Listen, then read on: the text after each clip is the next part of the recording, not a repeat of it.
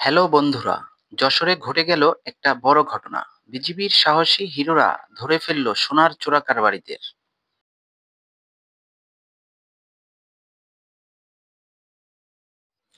28 August যশোরে কোদালি আর তারাগঞ্জ বাজারে বিজিবির গোপন খবর এলো কিছু লোক সোনা পাচার করছে।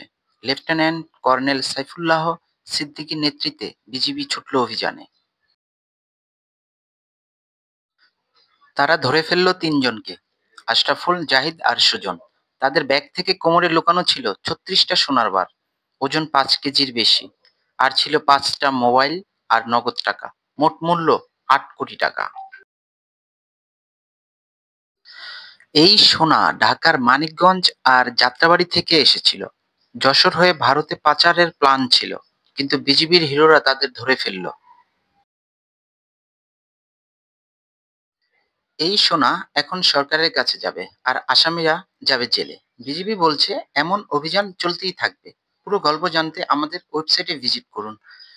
এই সংবাদটি পাঠিয়েছেন আমাদের যশোর জেলা প্রতিনিধি মোহাম্মদ মারুফ হোসেন। আরো খবরের জন্য আমাদের ইউটিউব চ্যানেল সাবস্ক্রাইব করে পাশে থাকুন। ধন্যবাদ সবাইকে।